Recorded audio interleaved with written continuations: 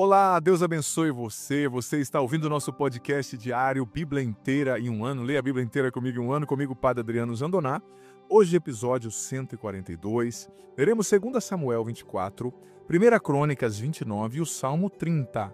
Hoje, muito provavelmente, o Salmo vai ser deixado como tarefa de casa. Então, fique atento, atenta, para você já deixar o Salmo do jeito e acabando você lê, tá?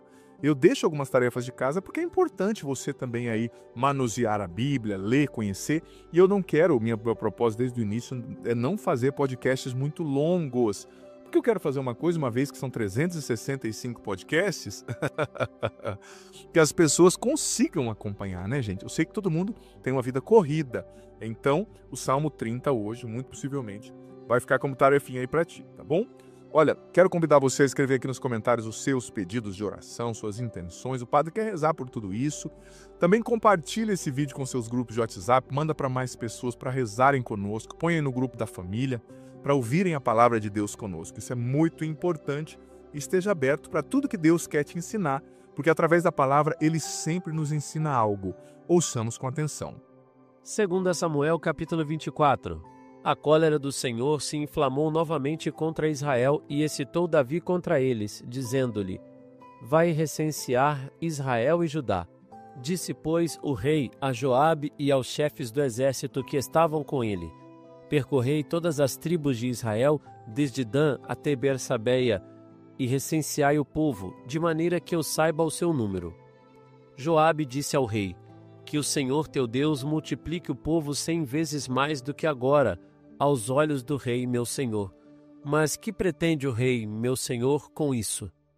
A ordem do rei, no entanto, prevaleceu sobre a opinião de Joabe e dos chefes do exército. Eles deixaram o rei e foram fazer o recenseamento do povo de Israel.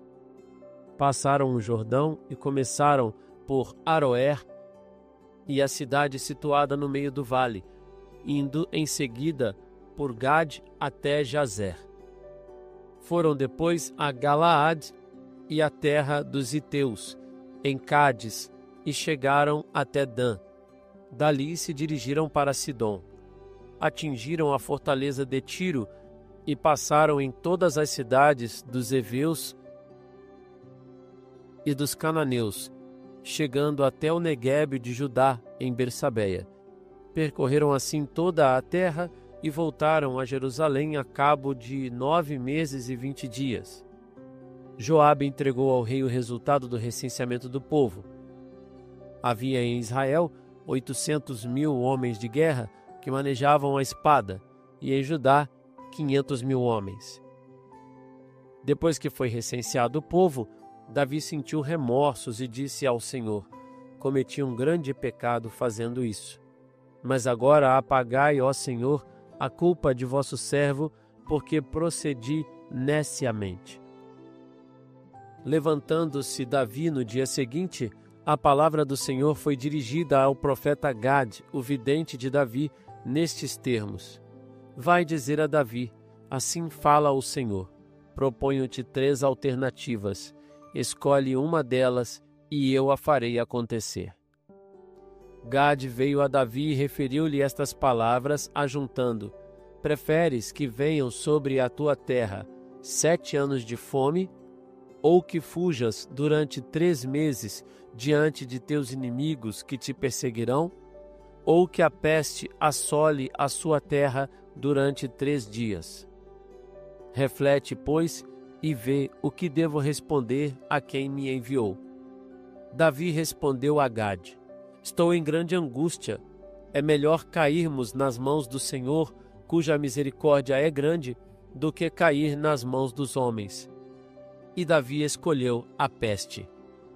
Mandou, pois, o Senhor a peste a Israel, desde a manhã daquele dia até o prazo marcado. Ora, foi nos dias da colheita do trigo que o flagelo começou no povo, e morreram 70.000 homens da população, desde Dan até Bersabeia. E o Senhor enviou um anjo sobre Jerusalém para destruí-la. Vendo Davi o anjo que feria o povo, disse ao Senhor: Vede, Senhor, fui eu que pequei. Eu é que sou culpado. Esse pequeno rebanho, porém, que fez ele? que a tua mão se abata sobre mim e sobre a minha família. O Senhor arrependeu-se então de ter mandado aquele flagelo e disse ao anjo que exterminava o povo: Basta, retira agora a tua mão. O anjo do Senhor se encontrava junto à eira de Ornã, o Jebuseu.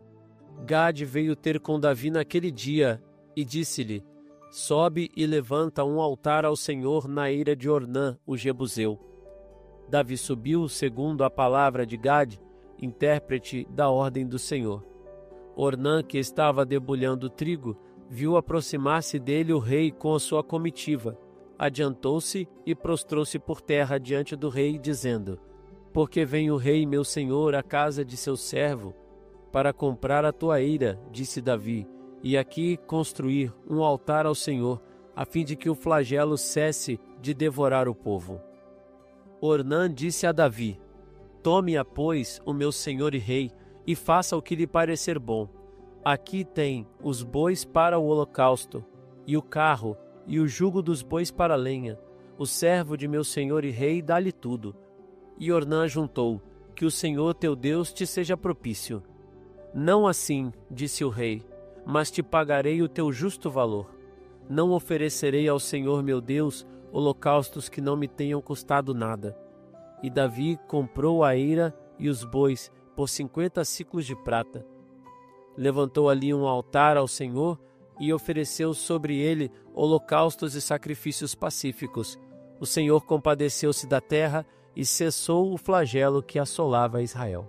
1 Crônicas capítulo 29. Disse o rei Davi a toda a assembleia: Meu filho Salomão, o único que Deus escolheu, é ainda jovem e fraco, e a obra é considerável, pois não é a um homem que este palácio é destinado, mas ao Senhor Deus.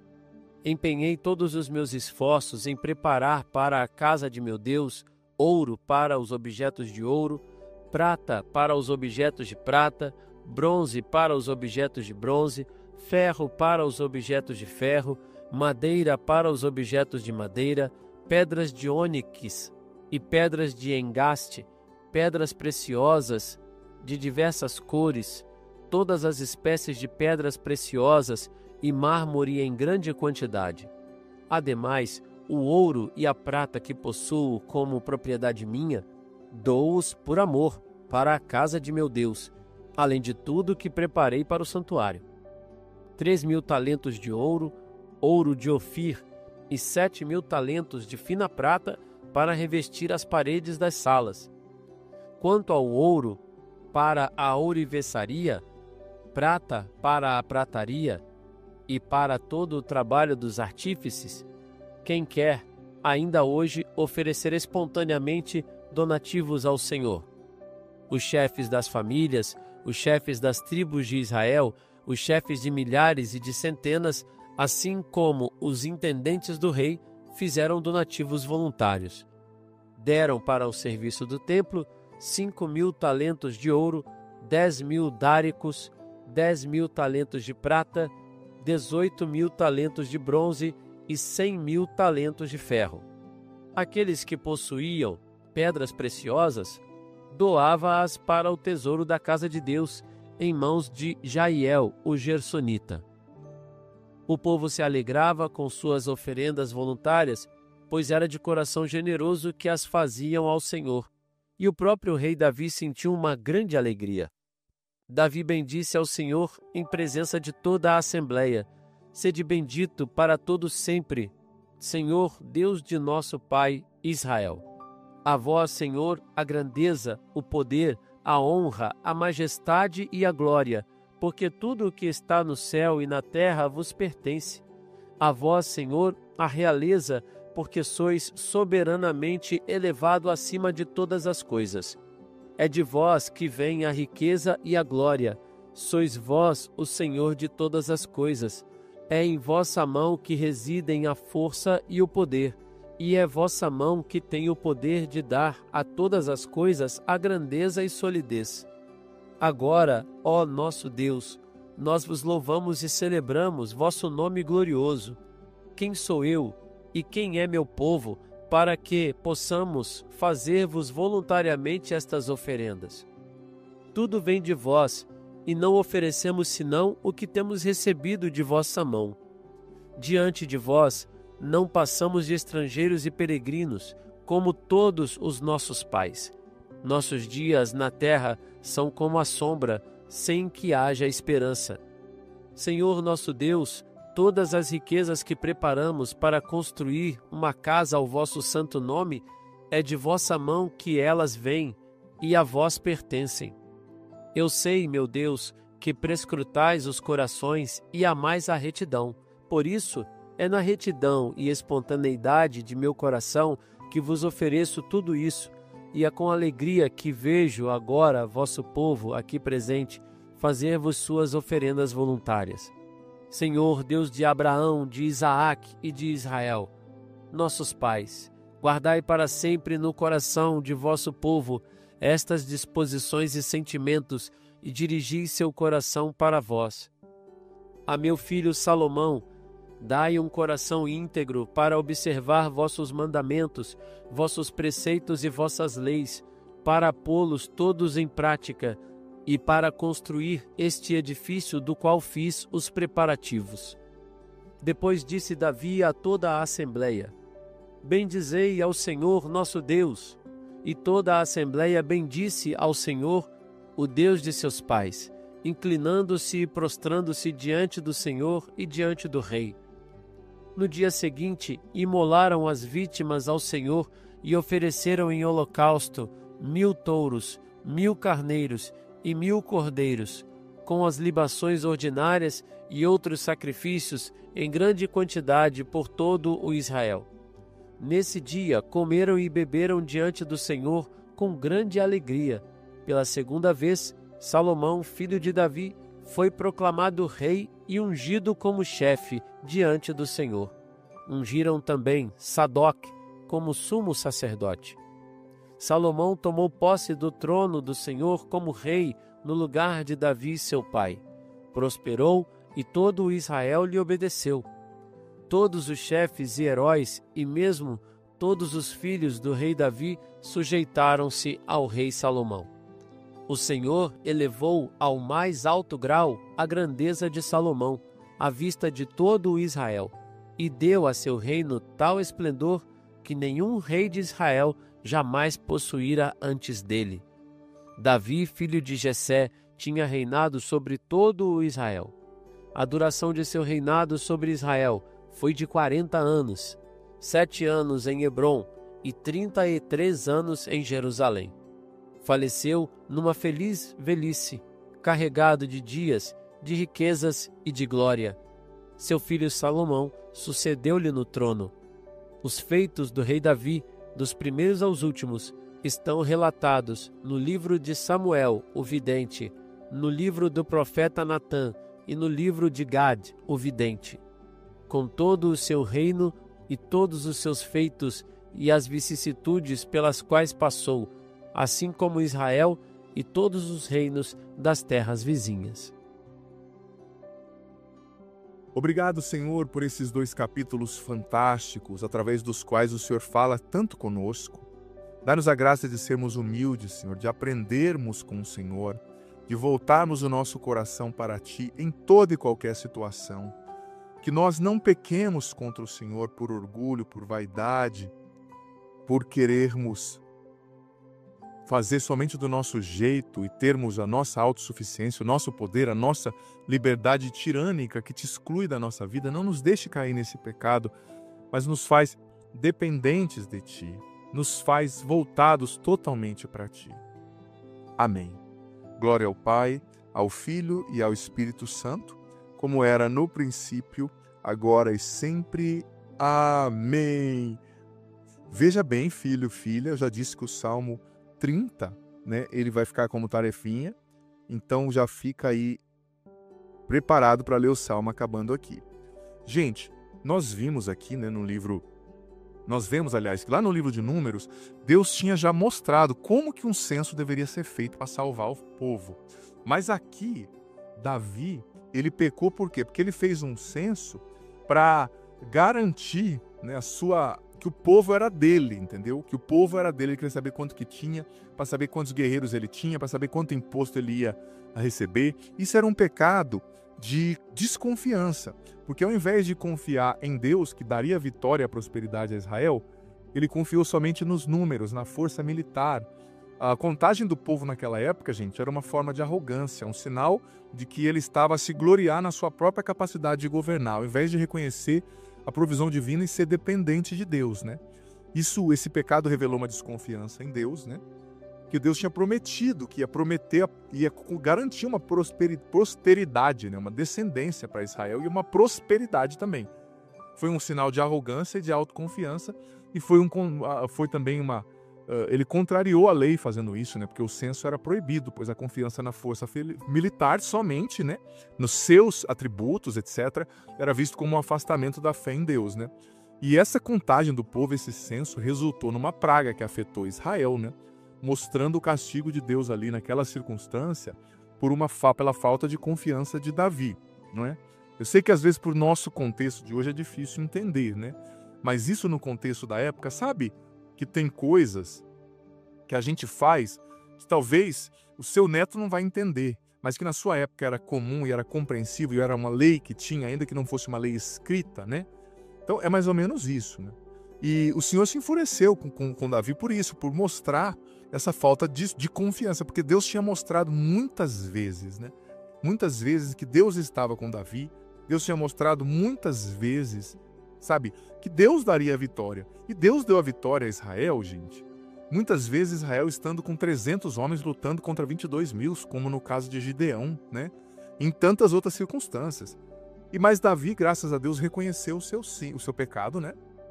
Foi humilhado por essa situação, humilhou seu coração e reconheceu, né? Pediu perdão a Deus e escolheu uma das consequências ali menos desastrosas, né? Escolheu cair na mão de Deus do que na mão do homem, né? Do ser humano. Mas quando Davi reconhece o seu pecado e se humilha, isso mostra que ele estava aberto para conversão, para mudar. O que é conversão? É mudar de vida. E qual é a pessoa que não tem salvação, gente? É a pessoa que não quer ser salva, é que não se abre para mudar de vida, que não reconhece, é que não busca ajuda. O arrependimento, reconhecer o pecado e buscar a conversão, é uma garantia de que Deus vai nos perdoar e que nós vamos e podemos recomeçar. Mas claro, Deus não dá a ninguém a autorização para pecar e para viver no pecado. Deus não quer o pecado. Mas quando o pecador tem essa abertura para conversão, ele pode ser salvo, ele pode progredir. Mas a pessoa que diz, não, eu errei mesmo, eu vou viver assim, eu não acredito no que Deus diz, não acredito no que a igreja ensina, a pessoa está se condenando, né? Esse é o pecado contra o Espírito Santo. Não aceitar a salvação de Deus, se fechar ao que Deus quer fazer. E em 1 Crônicas 29, nós vimos que Davi deu, sabe, de coração, deu livremente o que ele tinha, né? Deu com generosidade a sua riqueza para ajudar, né, para as coisas de Deus, coisas que ele tinha vencido nas batalhas. E por causa disso, o povo de Israel também fez uma oferta generosa, deu de coração para o templo, para o Senhor. Isso mostra que um líder, né, o líder, seja um rei, seja o padre, seja o pai, a mãe, que são líderes na família, seja o patrão, líderes na família, as pessoas seguem o nosso exemplo. Nós temos que ser um exemplo de generosidade. Olha, nós como cristãos não podemos permitir que um mendigo, alguém venha pedir comida para a gente e saia de mãos vazias.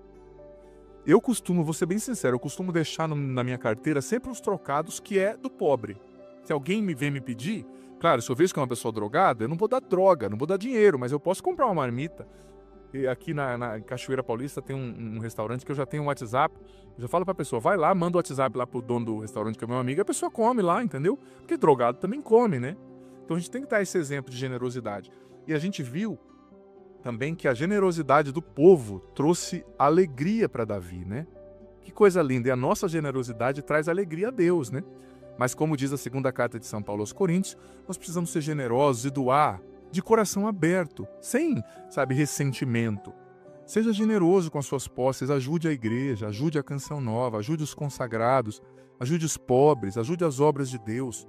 Essa generosidade, sabe, atrai a generosidade de Deus sobre nós. Claro, a gente tem que dar não só do que nos sobra, gente, mas também daquilo que é importante para nós. Mostrar para Deus que a nossa generosidade é genuína, sabe? Isso é muito importante. Glória ao Pai, ao Filho e ao Espírito Santo, como era no princípio, agora e sempre. Amém. O Senhor esteja convosco, Ele está no meio de nós. Que desça sobre vós a bênção do Deus Todo-Poderoso, Pai, Filho e Espírito Santo. Amém. Um ótimo dia para você.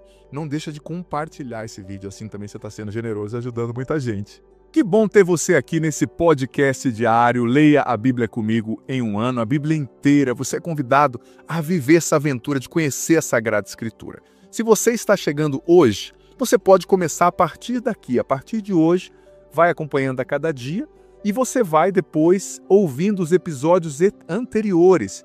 Vai no começo da playlist, a Bíblia em um ano, hoje você ouve o do dia de hoje e ouve o do primeiro, amanhã o do dia de amanhã e o segundo. E assim você vai, consequentemente, gradativamente, ouvindo os episódios anteriores e fazendo parte dessa playlist ao longo desse ano, lendo a Bíblia inteira com a minha explicação. Olha, vem fazer parte, seja perseverante, você vai colher frutos maravilhosos. E lembrando que o vídeo entra sempre ao meio-dia, mas fica aqui. Você pode ouvi-lo no momento que você quiser, na playlist Bíblia em um ano, vá desde o começo, aprenda a Sagrada Escritura, você vai receber muitas bênçãos. Bem-vindo e se inscreva no canal, vem fazer parte da nossa família. Fazer parte da nossa família. Fazer parte da nossa família.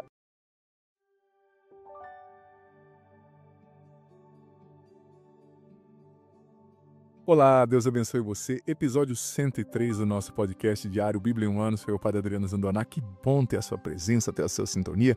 Poder falar com você, poder levar você a essa experiência também com a presença de Deus. É muito, muito importante, muito feliz. Estou muito feliz, sabe, de ter você aqui.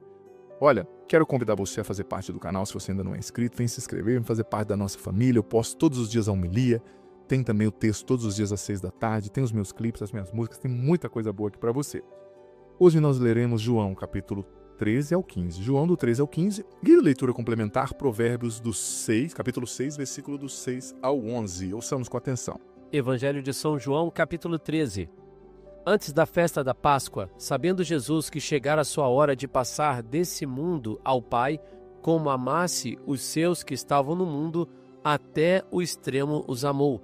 Durante a ceia, quando o demônio já tinha lançado no coração de Judas, filho de Simão Iscariotes, o propósito de traí-lo, sabendo Jesus que o Pai tudo lhe dera nas mãos e que sairia de Deus e para Deus voltava, levantou-se da mesa, depôs as suas vestes e, pegando de uma toalha, cingiu-se com ela.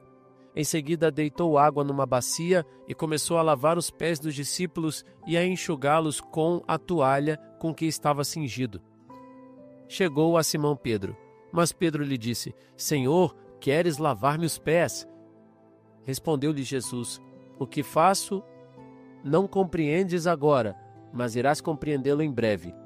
Disse-lhe Pedro: Jamais me lavarás os pés. Respondeu-lhe Jesus: Se eu não os lavar, não terás parte comigo. Exclamou então Simão Pedro: Senhor, não somente os pés, mas também as mãos e a cabeça. Jesus disse-lhe: Aquele que tomou banho não tem necessidade de lavar-se, está inteiramente puro. Ora, vós estáis puros, mas nem todos. Pois sabia quem o havia de trair, por isso disse: Nem todos estáis puros. Depois de lhes lavar os pés e tomar as suas vestes, sentou-se novamente à mesa e perguntou-lhes: Sabeis o que vos fiz? Vós me chamais mestre e senhor, e dizeis bem, porque eu o sou. Logo, se eu, vosso Senhor e Mestre, vos lavei os pés, também vós deveis lavar-vos os pés uns dos outros. Dei-vos o exemplo para que, como eu vos fiz, assim façais também vós. Em verdade vos digo, o servo não é maior do que o seu senhor, nem o enviado maior do que aquele que o enviou. Se compreenderdes essas coisas, sereis felizes, sob a condição de as praticardes. Não digo isso de vós todos, conheço os que escolhi, mas é preciso que se cumpra essa palavra da Escritura: aquele que come o pão comigo levantou contra mim o seu calcanhar. Desde já vos digo, antes que aconteça, para que quando acontecer creiais e reconheçais quem sou eu. Em verdade vos digo, quem recebe aquele que eu enviei recebe a mim, e quem me recebe, recebe aquele que me enviou.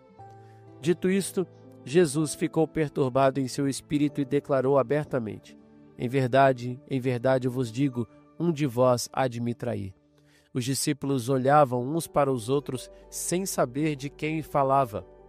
Um dos discípulos a quem Jesus amava estava à mesa reclinando no peito de Jesus. Simão Pedro acenou-lhe para dizer-lhe: dize-nos de quem é que ele fala. Reclinando-se, esse mesmo discípulo sobre o peito de Jesus interrogou-o: Senhor, quem é? Jesus respondeu: é aquele a quem eu der o pão embebido. Em seguida, molhou o pão e deu-o a Judas, filho de Simão Iscariotes. Logo que ele o engoliu, Satanás entrou nele. Jesus disse-lhe então: o que queres fazer, faze-o depressa.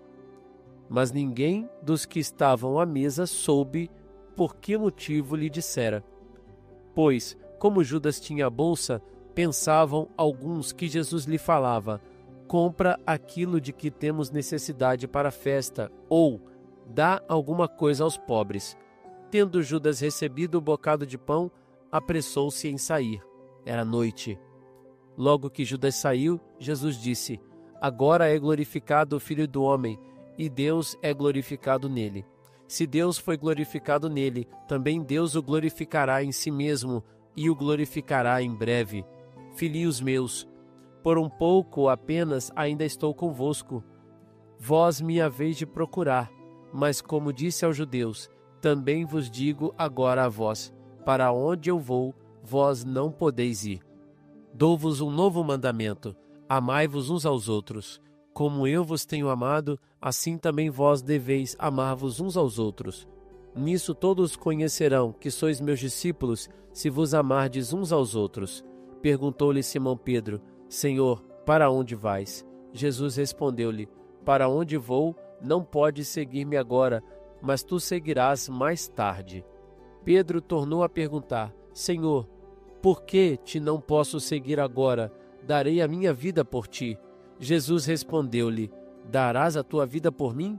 Em verdade vos digo, não cantará o galo até que me negues 3 vezes. Evangelho de João, capítulo 14. Não se perturbe o vosso coração.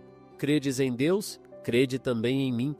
Na casa de meu Pai há muitas moradas.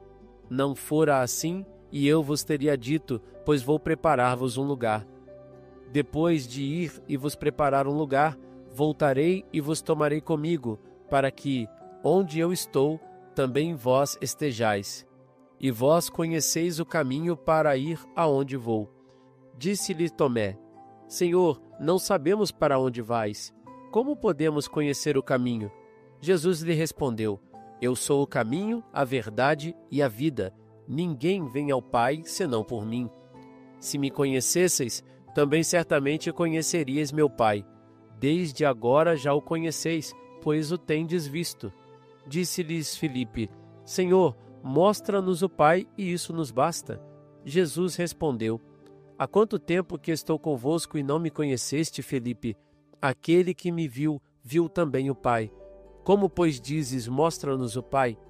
Não credes que eu estou no Pai e que o Pai está em mim? As palavras que vos digo, não as digo de mim mesmo, mas o Pai que permanece em mim é que realiza as suas próprias obras.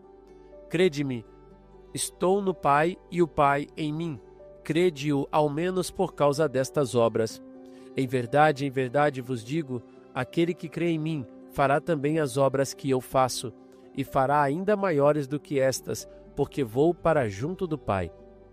E tudo o que pedirdes ao Pai em meu nome, vô-lo farei, para que o Pai seja glorificado no Filho. Qualquer coisa que me pedirdes em meu nome, vô-lo farei. Se me amais, guardareis os meus mandamentos. E eu rogarei ao Pai, e ele vos dará outro Paráclito, para que fique eternamente convosco. É o Espírito da verdade, que o mundo não pode receber, porque não o vê nem o conhece, mas vós o conheceis, porque permanecerá convosco e estará em vós. Não vos deixarei órfãos, voltarei a vós. Ainda um pouco de tempo, e o mundo já não me verá. Vós, porém, me tornareis a ver, porque eu vivo e vós vivereis. Naquele dia conhecereis que eu estou em meu Pai, e vós em mim, e eu em vós. Aquele que tem os meus mandamentos e os guarda, esse é quem me ama. E aquele que me ama será amado por meu Pai, e eu o amarei e me manifestarei a ele. Pergunta-lhe Judas, não o Iscariotes: Senhor, por que razão has de manifestar-te a nós e não ao mundo? Respondeu-lhe Jesus: Se alguém me ama, guardará a minha palavra, e meu Pai o amará, e nós viremos a ele, e nele faremos nossa morada. Aquele que não me ama não guarda as minhas palavras. A palavra que tendes ouvido não é minha, mas sim do Pai que me enviou. Disse-vos estas coisas enquanto estou convosco. Mas o Paráclito, o Espírito Santo, que o Pai enviará em meu nome, irá ensinar-vos todas as coisas e vos recordará tudo o que vos tenho dito. Deixo-vos a paz, dou-vos a minha paz. Não vos-la dou como o mundo dá. Não se perturbe o vosso coração, nem se atemorize. Ouvistes o que eu vos disse, vou e volto a vós. Se me amardes, certamente haveis de alegrar-vos, que vou para junto do Pai, porque o Pai é maior do que eu. E disse-vos agora estas coisas antes que aconteçam, para que creiais quando acontecerem. Já não falarei muito convosco, porque vem o príncipe deste mundo, mas ele não tem nada em mim. O mundo, porém, deve saber que amo o Pai, e procedo como o Pai me ordenou. Levantai-vos, vamo-nos daqui. Evangelho de João, capítulo 15. Eu sou a videira verdadeira, e meu Pai é o agricultor. Todo ramo que não der fruto em mim, ele o cortará, e podará todo o que der fruto, para que produza mais fruto. Vós já estáis puros, pela palavra que vos tenho anunciado. Permanecei em mim, e eu permanecerei em vós. O ramo não pode dar fruto por si mesmo, senão permanecer na videira. Assim também vós não podereis tampouco dar fruto, se não permanecerdes em mim. Eu sou a videira, vós os ramos. Quem permanecer em mim e eu nele, esse dá muito fruto, porque sem mim nada podeis fazer. Se alguém não permanecer em mim, será lançado fora como o ramo. Ele secará, e hão de ajuntá-lo e lançá-lo ao fogo, e será queimado. Se permanecerdes em mim, e as minhas palavras permanecerem em vós, pedireis tudo o que quiserdes, e vos será feito. Nisso é glorificado meu Pai, para que deis muito fruto, e vos torneis meus discípulos. Como o Pai me ama, assim também eu vos amo. Perseverai no meu amor. Se guardardes os meus mandamentos, sereis constantes no meu amor, como também eu guardei os mandamentos de meu Pai e persisto no seu amor. Disse-vos estas coisas para que a minha alegria esteja em vós e a vossa alegria seja completa. Este é o meu mandamento: amai-vos uns aos outros como eu vos amo. Ninguém tem maior amor do que aquele que dá a vida por seus amigos. Vós sois meus amigos, se fazeis o que vos mando. Já não vos chamo servos, porque o servo não sabe o que faz seu senhor. Mas chamei-vos amigos, pois vos dei a conhecer tudo quanto ouvi de meu Pai. Não fostes vós que me escolhestes, mas eu vos escolhi e vos constituí, para que vades e produzais fruto, e o vosso fruto permaneça. Eu assim vos constituí, a fim de que tudo quanto pedirdes ao Pai em meu nome, ele vos conceda. O que vos mando é que vos ameis uns aos outros. Se o mundo vos odeia, sabei que me odiou a mim antes que a vós. Se fosseis do mundo, o mundo vos amaria como sendo seus. Como, porém, não sois do mundo, mas do mundo vos escolhi, por isso o mundo vos odeia. Lembrai-vos da palavra que vos disse: o servo não é maior do que o seu senhor. Se me perseguiram, também vos hão de perseguir. Se guardaram a minha palavra, hão de guardar também a vossa.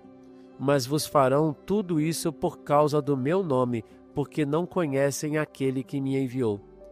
Se eu não viesse e não lhes tivesse falado, não teriam pecado, mas agora não há desculpa para seu pecado. Aquele que me odeia, odeia também a meu Pai.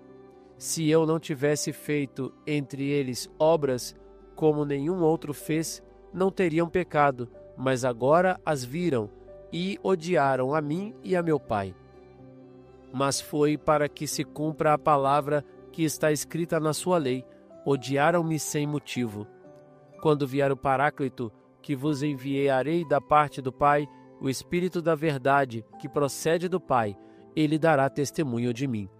Também vós dareis testemunho, porque estáis comigo desde o princípio. Obrigado, Senhor, pela tua palavra. Obrigado, Senhor, por tudo que o Senhor sofreu por nós. O Senhor sabia o peso da cruz. O Senhor sabia sobre a traição. O Senhor sabia sobre a negação. Mas mesmo assim, por amor, o Senhor carregou aquela cruz para nos perdoar, para nos libertar do maior de todos os inimigos, que é o pecado. Obrigado, Senhor, porque somos muito amados por Ti. Louvamos e bendizemos o Teu nome. Glória ao Pai, ao Filho e ao Espírito Santo, como era no princípio, agora e sempre. Amém. Gente, vemos hoje o lava-pés, Jesus mostrando o modelo de liderança que ele queria que os discípulos viviam, porque ele já sabia que a igreja ia começar, ele sabia que Pedro seria o primeiro papa, ele sabia que os apóstolos fundariam algo grande, ele sabia que a tentação ao poder, ao se sentir superior ao outro, ao oprimir, é uma tentação constante, intensa no coração humano. Então ele lavou os pés e deu o exemplo, Assim como eu estou servindo, sirvam vocês também, Então é um exemplo de humildade que a gente tem que seguir. Depois nós vimos, gente, Judas, que foi gestando a traição no seu coração por um tempo, A traição não começa de uma hora para outra. Toda traição, seja no matrimônio, seja na vida espiritual, ela vai sendo gestada, E a Bíblia diz que ele tinha uma vida secreta, Mesmo seguindo Jesus, ele era ladrão, ele roubava as coisas ali. Ele tinha uma vida, ele tinha uma segunda vida, ele tinha uma vida dupla, Isso mostra que o coração dele já estava longe de Deus, Cuidado quando você está caminhando com a igreja, mas seu coração vai se afastando de Deus, vai deixando de rezar. Você está seguindo o caminho de Judas. Traição é questão de tempo. Também no casamento. Se você se afasta demais da sua esposa, do seu esposo, se vocês não sonham juntos, se vocês não namoram, se vocês não conversam, a traição é questão de tempo. Então, trabalhe pelo seu relacionamento com Deus e com seu esposo, com a sua esposa.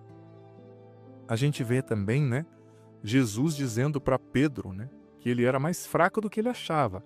Pedro confiava em si mesmo. Jesus disse: olha, Pedro, ainda hoje você vai me negar 3 vezes, ou seja, para de confiar em você, você é fraco. Santo Afonso Maria de Ligório dizia que o princípio principal, o primeiro princípio, melhor dizendo, da sabedoria é desconfiar de si e confiar em Deus, porque nós somos frágeis, nós podemos fazer coisas ruins. Às vezes a pessoa começa a caminhar com Deus e se sente um super-homem. Cuidado, é aí que vem a queda, Depois, no capítulo 14, Jesus já vai fazendo o seu discurso de despedida, falando que ele é o caminho para o Pai, ele é o único caminho, mas que ele enviaria o Espírito Santo, que o Espírito Santo, é o braço do Pai e do Filho aberto para receber a gente, que ele ia nos defender, a palavra é o Paráclito, do grego, é o defensor, é o consolador. A gente não está sozinho. Deus envia o Espírito Santo e a gente tem que pedir. Quando tem que fazer uma escolha difícil, quando está lidando com a educação do filho, você não sabe o que fazer, para administrar o dinheiro diante das contas, pede, vem Espírito Santo, vem me ajudar, ele é o advogado. A gente não pode fazer nada sem ele, Nada, nada, nada. Muito interessante. Também, na nossa fraqueza, a gente tem que lembrar que a gente pode trair Jesus como Judas fez. É uma coisa que pode acontecer. Então precisamos pedir, vem Espírito Santo, vem ser minha força na minha fraqueza, Vem me encher, vem me fortalecer. Depois do capítulo 15, que é fantástico, Jesus diz, olha, eu sou a videira e vós sois os ramos. Eu acho fantástico esse capítulo 15, gente, porque do versículo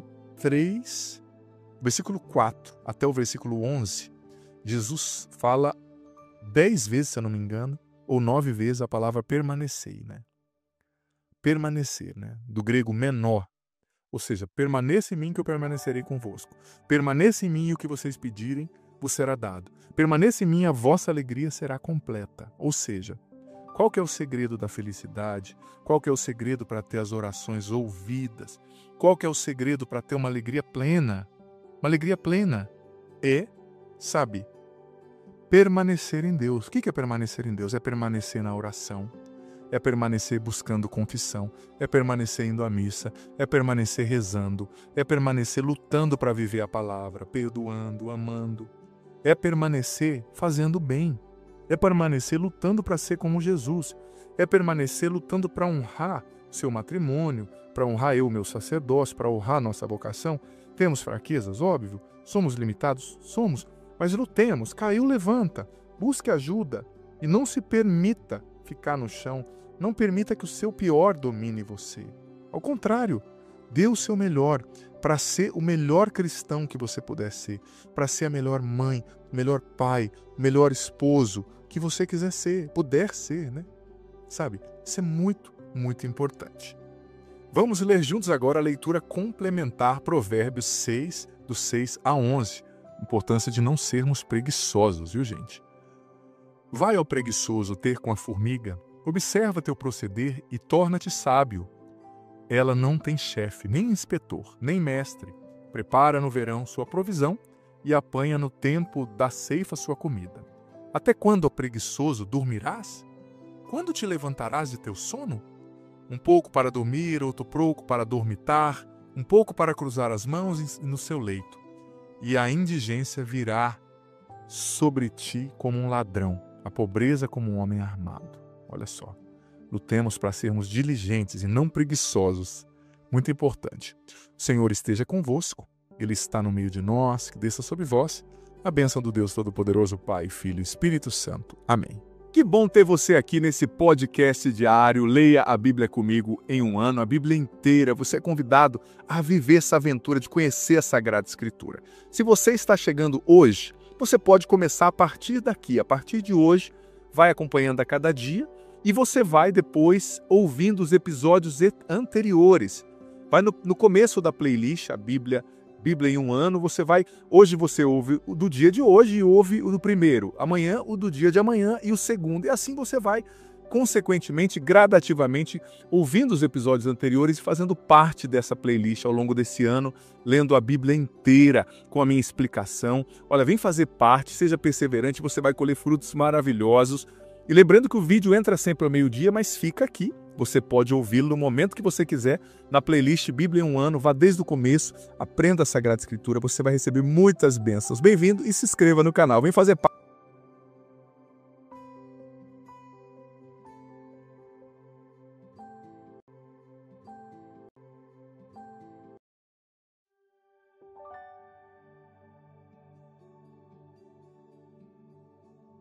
Oi, você, muito bem-vindo, bem-vinda ao nosso episódio de hoje, 126. Bíblia em um ano é o nosso podcast. Estamos lendo a Bíblia inteira neste ano, desde Gênesis a Apocalipse, com uma pedagogia específica, dividindo nos grandes 12 principais períodos, com checkpoints messiânicos, o Novo Testamento entrando em alguns momentos para nos dar ali uma visão mais ampla do Antigo, do que está sendo cumprido, da ação do Messias, né? Muito legal, muito bom mesmo. Comecemos dia 1º de janeiro, vamos terminar dia 12 de dezembro. Você escuta sempre a reflexão na minha voz e a leitura na voz do Orlando Júnior, que também é missionário da Canção Nova. Eu gosto demais do Orlando, né? Então está sendo muito boa a experiência, muito boa mesmo. Hoje, gente, nós vamos ler 2 Samuel, capítulo 8, 1 Crônicas, capítulos 10 e 11 e o Salmo 60. Lembrando que o Salmo, se não der para fazer aqui, você vai fazer depois, né? É a tarefa, mas não deixe de fazer, que isso é muito, muito importante. Ouçamos. 2 Samuel, capítulo 8. Depois disso, Davi bateu os filisteus e os submeteu, tirando-lhes as rédeas do governo. Depois venceu os moabitas e mediu-os com uma corda, fazendo-os deitar-se por terra. 2 medidas de corda para a morte e 1 medida plena de corda para a vida. Os moabitas tornaram-se súditos de Davi e pagaram-lhe tributo. Davi derrotou em seguida Hadadezer, filho de Roob, rei de Soba, quando este foi estabelecer o seu exército junto do rio. Davi tomou-lhe 1.600 cavaleiros e 20.000 soldados de infantaria, e cortou os jarretes de todos os cavalos de carros, dos quais somente reservou 100. Os arameus de Damasco, tendo vindo em socorro de Hadadezer, foram feridos por Davi, que abateu 22.000 deles. Feito isso, estabeleceu guarnições em Aram de Damasco, e os arameus tornaram-se súditos de Davi, pagando-lhe tributo. Desse modo, o Senhor fazia que Davi triunfasse em toda parte por onde ia. Tomou Davi os escudos de ouro que pertenciam aos soldados de Hadadezer e levou-os para Jerusalém. De Bet e de Berote, cidades de Hadadezer, levou ainda bronze em grande quantidade. Ouvindo Tou, rei de Emat, que Davi tinha desbaratado o exército de Hadadezer, mandou seu filho Adoram ao rei Davi para saudá-lo e felicitá-lo por ter combatido e vencido Hadadezer, pois este era inimigo de Tou. Adoram levou a Davi muitos presentes em prata, ouro e bronze, que o rei consagrou ao Senhor, juntamente com a prata e o ouro de todos os povos que subjugara: Edom, Moabe, os Amonitas, os Filisteus, Amaleque, e ainda o espólio de Hadadezer, filho de Rob, rei de Soba. Voltando de sua vitória sobre os arameus, Davi aumentou ainda o seu renome, vencendo 18.000 edomitas no Vale do Sal. Estabeleceu então governadores em Edom, e todos os edomitas tornaram-se súditos de Saul. E o Senhor fazia com que Davi triunfasse em toda parte por onde ia. Reinava, pois, Davi sobre todo Israel, e praticava a justiça e a equidade para com todo o seu povo. Joabe, filho de Sárvia, comandava o exército. Josafá, filho de Ailud, era o cronista. Sadoc, filho de Aquitob, e Abimeleque, filho de Abiatar, eram sacerdotes, e Saraías era escriba. Banaías, filho de Joiada, comandava os Cereteus e os Feleteus. Os filhos de Davi eram sacerdotes. 1 Crônicas, capítulo 10. Os filisteus combatiam contra Israel, e os israelitas puseram-se em fuga diante deles. Muitos tombaram feridos mortalmente na montanha de Gilboé. Os filisteus lançaram-se a perseguir Saul e seus filhos, e mataram Jonatas, Abinadab e Melquissua, filhos de Saul. Em seguida, o peso da luta voltou-se contra Saul, e finalmente os arqueiros alcançaram-no e o feriram no ventre. Disse então Saul ao seu escudeiro: Desembainha a tua espada e traspassa-me, para que os incircuncisos não venham a zombar de mim. Mas o escudeiro não o quis, tanto medo se apossava dele. Então Saul tirou sua espada e atirou-se sobre ela. À vista de Saul morto, o escudeiro também se atirou sobre sua espada e morreu.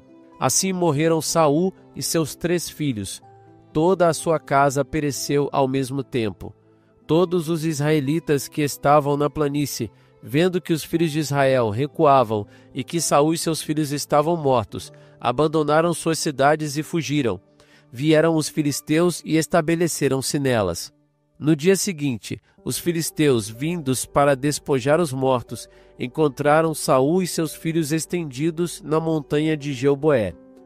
Despojaram-no, tiraram sua cabeça e suas armas, e as enviaram para anunciar as boas novas a toda a terra dos filisteus, diante de seus ídolos e do povo. Colocaram as armas de Saul no templo de seus deuses e suspenderam seu crânio no templo de Dagom. Todos os habitantes de Jabes de Galaade, ao serem informados de tudo que os filisteus tinham feito a Saul, levantaram-se.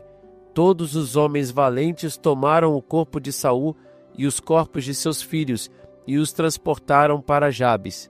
Enterraram seus ossos debaixo do terebinto de Jabes e jejuaram durante 7 dias. Saul morreu por causa da infidelidade, pela qual se tornara culpado contra o Senhor, não observando a palavra do Senhor, e por ter consultado necromantes.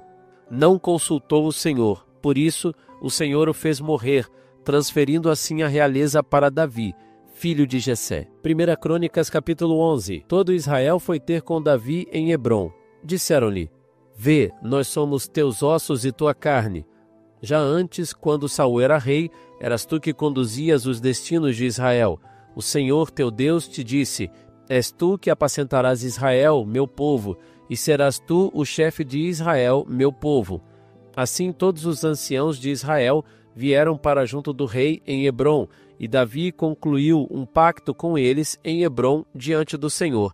Então ungiram-no rei de Israel, segundo a palavra do Senhor pronunciada por Samuel.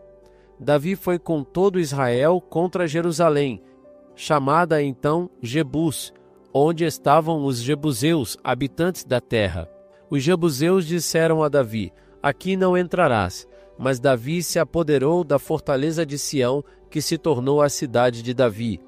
O primeiro, disse ele, seja quem for que vencer os jebuseus, será nomeado chefe e príncipe. O primeiro que subiu foi Joabe, filho de Sárvia, e tornou-se chefe. Davi instalou-se na fortaleza, que por isso se chama a cidade de Davi. Ele fortificou a cidade ao redor, desde Milo até seus arredores, e Joabe restaurou o resto da cidade. Davi tornou-se cada vez mais poderoso, e o Senhor dos Exércitos estava com ele. Eis os chefes dos heróis que estavam a serviço de Davi e que o ajudaram com todo Israel a assegurar seu domínio, a fim de fazê-lo rei, segundo a palavra do Senhor, com respeito a Israel. Segue a relação dos heróis que estavam a serviço de Davi. Jesbaã, chefe dos 30. Ele brandiu sua lança contra 300 homens e os abateu de uma só vez. Depois deste, Eleazar, filho de Dodô, o Aoíta, um dos 3 heróis. Estava com ele Davi em Áfes-Domim, onde os filisteus se tinham reunido para o combate. Lá havia um campo de cevada, e o exército fugia diante dos filisteus. Eles se prostraram no meio do campo, defenderam-no e destroçaram os filisteus. Assim o Senhor assegurou uma grande vitória. 3 dos 30 capitães desceram a rocha para perto de Davi, junto da caverna de Odolã, enquanto o acampamento dos filisteus estava levantado no vale dos Refaíns. Enquanto Davi estava na caverna, uma guarnição de filisteus se achava em Belém. Davi exprimiu um desejo. Quem me dará de beber, disse ele, da água da cisterna que está às portas de Belém? Os 3 homens atravessaram o acampamento dos filisteus e tiraram água da cisterna que está à porta de Belém. Eles la levaram a Davi, mas Davi não quis bebê-la e fez dela uma libação ao Senhor. Deus me livre, disse ele, de beber semelhante coisa. Haveria eu de beber o sangue desses homens? Pois foi arriscando a própria vida que eles me trouxeram esta água. Por isso recusou-se a beber. Eis o que fizeram esses 3 bravos. Absaí, irmão de Joabe, era chefe dos 3. Brandiu sua lança contra 300 homens, matou-os e adquiriu um nome entre os 3. Era o mais considerado da segunda tríade e foi o seu chefe, mas não se igualou aos 3 primeiros. Banaías, filho de Joiada, homem de valor e rico em altos feitos, originário de Cabseel, foi o que venceu os 2 filhos de Ariel, de Moabe. Foi ele também quem desceu e matou o leão na cisterna, num dia de nevada. Foi ele ainda quem venceu um egípcio de 5 côvados de altura. Esse egípcio tinha na mão uma lança semelhante a um cilindro de tear de tecelão. Foi contra ele com um bordão, arrancando-lhe a lança das mãos, e o matou com a própria lança. Eis o que fez Banaías, filho de Joiada, que foi célebre entre os 3 valentes. Era mais considerado que os 30, todavia não se igualou aos 3. Davi o colocou à testa de sua guarda. Valentes homens do exército: Azael, irmão de Joabe; Eucanã, filho de Dodô, natural de Belém; Samote, de Aori; Elis, de Falom; Ira, filho de Assis, de Tíqua; Abiezer, de Anatote; Sobocai, o Uzatita; Ilai, o Aoíta; Maarai, de Netofa; Eled, filho de Baana, de Netofa; Etai, filho de Ribai, de Gabaá, dos filhos de Benjamim; Banaías, de Faratom; Urai, dos chefes de Gaás; Abiel, de Arabá; Asmote, de Baurim; Eliaba, de Saalbom; Bené Azem, de Gezom. Jonatas, filho de Saage, de Arar. Aiam, filho de Sacar, de Arar. Elifalet, filho de Ur. Éfer, de Mequera. Aías, de Felon. Esro, de Carmelo. Naarai, filho de Asbai. Joel, irmão de Natã. Mibaar, filho de Agarai. Selec, o Amonita. Naarai, de Beerote, escudeiro de Joabe, filho de Sárvia. Ira, de Jeter. Gareb, de Jeter. Urias, o Iteu. Zabad, filho de Ooli. Adina, filho de Sisa, filho de Ruben, chefe dos Rubenitas, e com ele 30 homens. Anã, filho de Maaca. Josafá, de Matã. Osias, de Astarote. Osama e Jaiel, filhos de Otam, de Aroer. Jadiel, filho de Samri. Joás, seu irmão. Otozaíta. Eliel, de Maanaim. Jeribai e Josaías, filhos de Eunaim. Jetma, o Moabita. Eliel, Obed e Jaziel, de Soba. Obrigado, Senhor, por essa palavra que ouvimos hoje, tanta informação bonita. Nos ensina, Senhor, a entender a sua palavra, guiados pelo Teu Espírito. Que o Espírito Santo seja o nosso principal tradutor, que Ele nos introduza na profundidade da palavra em cada circunstância. Glória ao Pai, ao Filho e ao Espírito Santo, como era no princípio, agora e sempre. Amém. Gente, nós vemos que o livro de Crônicas, ele narra coisas que 1 Samuel narrou. Porque ele é uma crônica ali, né? Um conto, uma narrativa da história de Israel depois do exílio, né? Muito tempo depois de Davi, quando o povo de Judá, o povo do sul, voltou para reconstruir Jerusalém, eles contam novamente a história. Então nós vemos em 2 Samuel 8 as conquistas militares de Davi, né? A expansão do reino. Davi trabalhou, gente, para que Israel fosse uma federação de vários estados, né? Como o Brasil, como os Estados Unidos da América, assim sucessivamente. Ele trabalhou para trazer as tribos juntas, uni-las como um reino, um reinado só, porque as tribos elas eram divididas. E um reino dividido é fraco, é fácil de ser conquistado por um inimigo, mas uma nação toda é forte, né? E ele também tentou conquistar as nações do lado dele, né? Ele conquistou muita coisa ali, muita terra. É muito forte, né? Nós vimos que, como eu falei, as duas histórias, a de Davi e de Saul, são repetidas em Crônicas, né? Porque o autor de Crônicas, que era Esra, né? Ele escreveu o passado, né? Para dar para o povo que voltava do exílio uma visão do futuro, porque o povo já morado na Babilônia, um país pagão, poderia ter esquecido a história do povo. Então, ele escreve para dar ao povo de Israel a sensação da presença de Deus no passado, no presente e no futuro. Ele lembrou eles, né? Lembrou Israel quem eles são, povo de Deus. Apesar que estavam no exílio, apesar das consequências ruins do pecado, eles eram o povo de Deus. Existia uma promessa ali da linhagem de Davi, né? A promessa que da linhagem de Davi viria o Messias, etc. É difícil acreditar em tempos de perseguição, em tempos de exílio. Então, o rei, Esdras, né? Esdras, desculpa, estou falando Esra em inglês. Esdras, ele queria dar ao povo, né, o escritor ali de Crônicas, uma esperança. Olha, nós ainda somos o povo de Deus, apesar de termos arcado com as consequências do nosso pecado, no exílio, no sofrimento. Às vezes, no exílio e no sofrimento, a gente esquece que a gente ainda é povo de Deus, que aquilo que ele nos prometeu vai acontecer no tempo certo, né? 1 Crônicas 10, nós vimos a narrativa da queda do rei Saul, derrota na batalha, né? Ali contra os filisteus, a morte dele, a morte de Jonas. Como eu disse, são narrativas diferentes. O livro de Crônicas é a narrativa da tribo do sul pós-exílio, e o livro 1 e 2 Samuel é a narrativa das tribos do norte, né? Mais antigas, né? Nós vemos também mais uma vez a narrativa da morte de Davi, né? E Esdras, o autor aqui do livro de Crônicas, deixa bem claro que que Saul foi morto, sabe? Por causa da sua infidelidade, por não consultar o Senhor, e também pela necromancia, por invocar os mortos, por invocar os espíritos, né? A reencarnação, acreditar nisso, que era totalmente proibido na Bíblia e continua sendo, né? Então eu digo com todo respeito a quem crê nisso, mas o cristão católico que segue a Bíblia não pode crer nessas coisas, né? Olha, gente, e nós vemos todos esses eventos na Bíblia, mas saiba que os eventos que estão aqui na Sagrada Escritura, eles não são assim arbitrários, acidentais, eles estão aqui para a nossa direção, para a nossa educação, para a nossa instrução de alguma forma, né? E a gente precisa aprender a aprender com tudo isso, né? A história de Saul, que foi o primeiro rei, né, da casa de Deus, né, do povo de Deus.